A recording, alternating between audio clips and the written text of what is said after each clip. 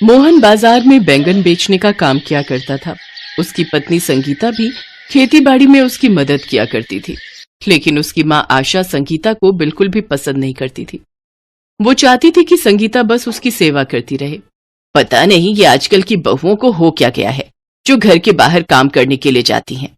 अरे कहते हैं कि घर से बाहर अगर बहुएं काम करें तो इससे अपशकुन होता है। अरे माँ, संगीता खेती बाड़ी में मेरी मदद करती है तो उससे बैंगन और अच्छे से उगते हैं, कमाई में दोगुना मुनाफा हो जाता है। लेकिन संगीता इन सब बातों पर बिल्कुल भी यकीन नहीं करती है। वो तो माँ दुर्गा की भक्त है। वो पूरा मन लगाकर माँ दुर्गा की पूजा किया करती है। हे माँ, इस साल भी हमारे खेतों में बैंगन की अच्छी फसल उगाए, बस मुझे और कुछ नहीं चाहिए। एक दिन मोहन संगीता से कहता है, काश कि अपने खेत में कभी सोने के बैंगन उग जाएं, तो फिर हमारे सारे दुख ही खत्म हो जाएंगे। ये आप कैसी बातें कर रहे हैं जी? ऐसा भी कभी होता है क्या? दोनों मियाँ बीवी ऐसे ही हंसी मजाक करके अपनी छोटी सी दुनिया में खुश थे, लेकिन वो इस बात से अनजान थे कि उनकी माँ आशा आधी रात को तंत्र मंत्र की साधना करती है। वो इन सब बातों पर अंधविश्वास किया करती थी। मेरे परिवार पर कोई खतरा न आए, इसलिए ये तंत्र मंत्र करना जरूरी है। अगले दिन सुबह आशा मोहन के हाथ पर ताबीज बांधते हुए कहती है, बेटा, ये ताबीज तेरी रक्षा के लिए है, इसे हमेशा पहने रखना, ये तुम्हारी रक्षा करेगा, इसे उतारना मत। लेकिन उसी दिन उसके साथ एक दुर्घटना घट जाती है। खेतीबाड़ी करते वक्त उसके पैरों में एक सांप काट लेता है। सांप ने काट लिया। उसकी आवाज सुनकर संगीता दौड़ती हुई उसके पास आती, लेकिन तब तक बहुत देर हो चुकी होती है और मोहन हमेशा के लिए गहरी नींद में सो चुका होता है। संगीता फूट फूट कर रोने लगती है। मोहन का अंतिम संस्कार कर दिया जाता है। मोहन के मरते ही आशा संगीता के ऊपर अत्याचार शुरू कर देती है। ये सब तेरी वजह से हुआ है मनहूस। मैंने तुझे पहले ही कहा था कि अगर औरत बाहर काम करने जाएगी तो अपशकुन होगा। आज तेरी वजह से मेरा बेटा मुझे छोड़कर चला गया। तू ही हत्यारन है मेरे बेटे की। ये कहकर आशा संगीता को डंडे से पीटने लगती है। मार खाते हुए संगीता जोर जोर से रो रही होती है। इसके बाद आशा उसे घर से निकाल देती है। जा, निकल जा मेरे घर से कलमुही, तेरा अब इस घर से कोई नाता नहीं है। संगीता चुपचाप उस घर से निकल जाती है और जाते हुए अपने साथ दुर्गा माँ की मूर्ति ले जाती है। रास्ते में इधर उधर भटकते हुए वो रोती रहती है। चलते चलते अचानक उसे चक्कर आने लगते हैं और वो थक हार कर एक पेड़ के नीचे बैठ जाती है। पता नहीं क्यों पल भर में ही तूने मेरी सारी दुनिया बदल दी भगवान। एक झटके में ही मेरा सब कुछ चला गया। ये सोच सोच कर वो रो रही होती है कि तभी अचानक उसे उल्टी होने लगती है। अरे ये क्या हो रहा है मेरे साथ? मुझे चक्कर और उल्टियां क्यों हो रही है? तबीयत भी कुछ ठीक नहीं लग रही। इतना कहते ही संगीता बेहोश हो जाती है और वहीं गिर जाती है। फिर जब उसकी आंख खुलती है तो वो देखती है कि उसका सिर एक बूढ़ी औरत की गोद में होता है। अरे ये क्या? ये मैं कहाँ आ गई? तुम मेरे साथ मेरे घर पर हो बेटी। आपके घर पर? लेकिन मुझे यहाँ कौन लाया? तुम एक पेड़ के नीचे बेहोशी की हालत में पड़ी हुई थी। मैंने जब तुम्हें देखा तो तुम्हें उठाकर यहाँ ले आई। हाँ, मैं अचानक बेहोश हो गई थी, बस इतना ही याद है मुझे। पता नहीं क्यों अचानक चक्कर आ गए। इसके बाद वो बूढ़ी औरत संगीता को खाने को देती है। खाना खाने के बाद ही संगीता को गहरी नींद आ जाती है और उसकी आंख लग जाती है। आधी रात को जब संगीता की नींद टूटी तो वो देखती है कि वो एक बिस्तर पर सोई हुई है और उसके हाथ पैर रस्सी से बंधे हुए हैं। अरे ये क्या? मुझे ये किसने और किस लिए बांध रखा है? संगीता ने देखा कि वो बूढ़ी औरत एक बड़ी हांडी में खौलता हुआ पानी गर्म कर रही है। संगीता को जागते हुए देखकर वो बूढ़ी औरत हंसते हुए उससे कहती है, मैंने कहा था ना तुम्हारा सारा दर्द कुछ ही देर में खत्म हो जाएगा। आखिर आप चाहती क्या हो? तुम्हारे पेट में जो छोटा सा बच्चा है वो। मुझे छोटे से बच्चे का मांस बहुत पसंद है। अब तो मैं तुम्हें और तुम्हारे बच्चे दोनों को खाऊंगी। संगीता को अब समझ आ गया कि वो बूढ़ी औरत कोई जादूगरनी या चुड़ैल है। वो रोते हुए कहने लगी, नहीं, मुझे छोड़ दीजिए। मेरे इस बच्चे की खातिर ही मुझे छोड़ दीजिए। छोड़ना ही होता तो तुझे यहाँ लाती ही क्यों? अब मैं तुझे इस हांडी के अंदर उबाल कर खाऊंगी। इतना कहते ही वो बूढ़ी औरत संगीता के पास आई और उसके हाथ पैर खोलने लगी। संगीता के पास दुर्गा माँ की मूर्ति थी। उसने उस मूर्ति से बूढ़ी औरत के सिर पर वार किया, जिससे उस बूढ़ी औरत के सिर पर चोट लग गई और वो जमीन पर गिर पड़ी। इतने में संगीता को वहां से भागने का मौका मिल गया और भागते हुए अपनी सुरक्षा के लिए उसने घर के कोने से एक छड़ी उठा ली और भागते भागते बहुत दूर चली गई। बूढ़ी औरत बहुत देर तक बेहोश पड़ी रही। बहुत देर तक भागने के बाद संगीता थक गई और एक जगह पर जाकर बैठ गई और फिर रोते हुए अपने पति को याद करने लगी। आप ठीक ही कहते थे, काश हमारे पास सचमुच के सोने के बैंगन होते तो हमें इतनी सारी परेशानियों का सामना ही नहीं करना पड़ता। उसके इतना कहते ही उसके हाथ में जो छड़ी थी उससे एक रोशनी निकली और संगीता के सामने सचमुच का सोने का बैंगन उसके हाथ में आ गया। अरे ये क्या, ये तो सचमुच का सोने का बैंगन है। ओह, इसका मतलब ये छड़ी जादुई छड़ी है। अब तो मैं इससे ढेर सारे सोने के बैंगन ले पाऊंगी। संगीता ने उस सोने के बैंगन को बेचकर थोड़ी जमीन खरीद ली और उस पर घर बनाकर रहने लगी और साथ ही घर के आगे बने बगीचे में बैंगन की खेती करने लगी। धीरे धीरे उसके खेत में बहुत सारे सोने के बैंगन उगने लगे और वो उनको बेचकर और अमीर होती गई। ऐसे ही कुछ महीने बीत गए। उधर जब ये बात संगीता की सास आशा को पता चली तो लालच के मारे उसके मुंह से लार टपकने लगी। सोने का बैंगन, और वो भी एक जादुई छड़ी के सहारे। अब तो मुझे किसी भी कीमत पर वो छड़ी चाहिए ही। उसके बाद आशा वो छड़ी हथियाने के लिए निकल पड़ी। वहीं दूसरी तरफ बूढ़ी औरत भी गुस्सा है। वो चालाक औरत मेरी छड़ी लेकर भाग गई और अब उसी के सहारे वो अमीर हो रही है। रुक, मैं तुझे मजा चखाती हूँ। उधर संगीता अमीर होकर गरीब लोगों की मदद करती है। उसकी वजह से उस इलाके के सारे गरीब लोगों को 2 वक्त का खाना मिलता है, जिस वजह से सभी गरीब लोग संगीता को बहुत प्यार करते हैं और इसी वजह से माँ दुर्गा भी संगीता से बहुत प्रसन्न होती हैं। यही है एक असली इंसानियत। सबको साथ लेकर आगे बढ़ने में जो सुख है वो और किसी चीज में नहीं। संगीता हर रोज माँ दुर्गा की पूजा करती है। हे दुर्गा माँ, आज मेरे पास जो कुछ भी है वो आपकी वजह से है। आपका बहुत बहुत शुक्रिया देवी माँ, जो आपने मुझे इतना कुछ दिया। दुर्गा माँ की आरती करके उनको प्रसाद चढ़ाने के बाद संगीता भी खाना खाकर सो गई। उधर घर के एक दरवाजे से आशा तो दूसरे दरवाजे से वो बूढ़ी औरत घर के अंदर घुस गई। अभी तो संगीता सो रही है, यही सही समय है छड़ी उठाने का। जैसे ही उसने छड़ी को पकड़ा तभी बूढ़ी औरत ने भी उस छड़ी को पकड़ लिया। छोड़ो इस छड़ी को, मैं कहती हूँ छोड़ो इसे। बिल्कुल भी नहीं, ये छड़ी मेरी है, मैं इसे नहीं छोड़ूंगी। उन दोनों के शोर से संगीता की नींद टूट गई और उसकी आंख खुल गई। उधर आशा और बूढ़ी औरत दोनों ही छड़ी को अपनी तरफ खींच रही होती हैं कि तभी वो छड़ी बीच में से टूट जाती है। तूने मेरी छड़ी तोड़ दी, रुक अभी बताती हूँ मैं तुझे। इस तरह दोनों के बीच मारामारी होने लगी। दोनों एक दूसरे के सिर पर उसी छड़ी से वार करने लगी, जिससे कि कुछ ही देर में सिर में चोट लगने के कारण उन दोनों की मौत हो गई। लालच ने उन दोनों की जान ले ली। अच्छा ही हुआ जो ये छड़ी टूट गई।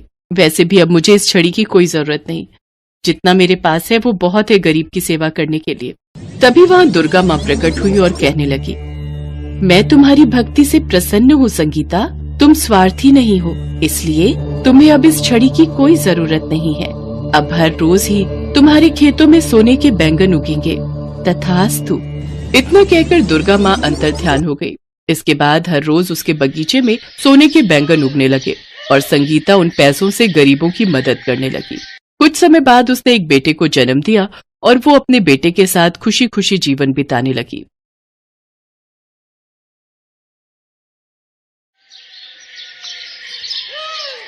चांदनी का पति उमेश अंडे बेचने का व्यापार करता था। उसके पास काफी मुर्गियां थी जो ताजे और बढ़िया अंडे देती थी। उमेश की दुकान पर अंडे खरीदने वालों की भीड़ लगी रहती थी। उमेश की अंडों की दुकान के सामने ही शेखर की भी अंडों की दुकान थी, पर शेखर अंडे बाजार से खरीद कर बेचता था, इसलिए लोगों को उमेश की दुकान के ही अंडे पसंद आते थे। अरे उमेश भैया, तुम्हारी मुर्गियों के अंडे खाकर ही अब हमारा नाश्ता पूरा होता है। बहुत ही बढ़िया अंडे होते हैं। शुक्रिया भैया, ये लो आपके अंडे पैक कर दिए। तुम तो सारा दिन दुकान पर मक्खियां मारते रहते हो और ये उमेश कमा कमा कर बहुत आगे बढ़ गया है। ये लो रोटी लाई थी, खा लो। मुझे कुछ करना ही होगा। इसकी दुकान पाली हुई मुर्गियों के कारण ही चल रही है। मुझे इन मुर्गियों के बारे में ही कुछ सोचना होगा। शेखर रात में मौका देखकर उमेश की पाली हुई सारी मुर्गियों को खुला छोड़ देता है। अगले दिन उमेश मुर्गियों को जब गायब देखता है उसके होश उड़ जाते हैं। हे भगवान, मेरी मुर्गियां कहाँ गई? सारी मुर्गियां गायब हैं। माँ, चांदनी, जल्दी आओ, हम तो बर्बाद हो गए। हमारी सारी मुर्गियां न जाने कहाँ चली गईं। हे भगवान, ये क्या हो गया? लगता है किसी ने रात में मुर्गियों को ताला तोड़कर खुला छोड़ दिया। कोई तुम्हारे काम से ईर्ष्या करता है, उसी ने ये सब किया है। पता नहीं कौन मुझसे अपनी दुश्मनी निकाल रहा है। उमेश उदास मन से अपनी दुकान की ओर जाता है, पर वहां तो शेखर की दुकान पर अंडे खरीदने वालों की भीड़ लगी देखकर वो हैरान रह जाता है। क्या हुआ उमेश भाई, हैं? आज तुमने दुकान नहीं खोली क्या? तुम्हारी मुर्गियों ने अंडे नहीं दिए क्या? हैं? मुझे सब पता है, ये शेखर का ही किया धरा है। मेरे पास इसे पकड़ने के लिए कोई सबूत नहीं है, इसलिए मेरा इस वक्त चुप रहना ही ठीक है। उमेश बहुत परेशान रहने लगा था। उसकी मुर्गियां खो जाने से उसके पास अब कोई भी काम नहीं रह गया था। शेखर दिन पर दिन अपनी दुकान पर अंडे बेचकर पैसे कमा रहा था। उमेश को इस तरह मायूस देखकर चांदनी और उसकी सास बहुत दुखी थी। एक दिन चांदनी ने अपनी सास सुधा से कहा, माँ जी, मेरी ये सोने की अंगूठी रखी है, चलिए हम इन्हें बेचकर कुछ नई मुर्गियां खरीद लाते हैं और इनको दे देंगे। जब तक मुर्गियां नहीं होंगी तब तक काम शुरू नहीं हो सकता। तुम जैसी बहू जिस घर में हो वो घर स्वर्ग से कम नहीं है। ठीक है बहू, हम मुर्गियां खरीदने चलते हैं। अरे माँ जी, आज तो बाजार ही नहीं लगा। पता किया है अब 1 हफ्ते बाद ही बाजार लगेगा। अब क्या करें? अब 1 हफ्ते तक उमेश खाली कैसे बैठेगा? क्या करे माँ जी, अब 1 हफ्ते का इंतजार तो करना ही पड़ेगा। मेरे पास तुम्हारी समस्या का हल है। मैं जानती हूं तुम किस परेशानी से गुजर रही हो। आप कौन है और आपको कैसे पता कि हमारी परेशानी क्या है? मैं एक जादूगरनी हूं और मैं दुखी लोगों की सहायता करती हूं। अच्छा, तो फिर आप हमें हमारी परेशानी का हल बता दीजिए जादूगरनी जी। लगता है तुम दोनों सास बहू में बहुत प्रेम है और ऐसे रिश्तों को देखकर मुझे बड़ी खुशी मिलती है। मैं जानती हूं तुम यहाँ मुर्गियां खरीदने आई थी और बाजार बंद देखकर यहाँ से वापस लौट रही थी। मैं तुम्हें ऐसे बीज दूंगी जिसकी सहायता से तुम अंडे की खेती कर सकती हो और उसके लिए तुम्हें मुर्गियों की भी जरूरत नहीं पड़ेगी। क्या? अंडे की खेती? पर वो कैसे हो सकती है? ऐसे कौन से बीज हैं जिनसे अंडे पैदा हो सकते हैं? ये रहे वो बीज, इन्हें अपने घर के आंगन में डाल देना और फिर ये बीज अपना जादू दिखाना शुरू कर देंगे। पर ध्यान रहे, एक दिन में 5 बीज ही तुम्हें जमीन पर डालने हैं, वरना अनर्थ हो जाएगा। आप चिंता मत करो, हम इस बात का ध्यान रखेंगे। घर जाकर चांदनी और उसकी सास सारी बात उमेश को बताती हैं और जादूगरनी के दिए बीजों को अपने घर के बाहर बने आंगन की मिट्टी में डाल देती हैं। माँ, चांदनी, तुमने कभी सुना है कि अंडों की भी खेती हो सकती है? तुमने उस जादूगरनी पर कैसे विश्वास कर लिया? इन बीजों में कितना जादू है, अब ये तो कल ही पता चलेगा। अगले दिन उमेश जब सोकर उठता है तो वो हैरान रह जाता है। ये तो सचमुच हमारे घर के आंगन में अंडों की खेती हो गई है। पेड़ों पर अंडे उगाए हैं। मैंने तुम्हें कहा था ना कि ये बहुत चमत्कारी बीज हैं। रोजाना के 5 बीज डालने से अगले दिन 500 अंडे उगाएंगे।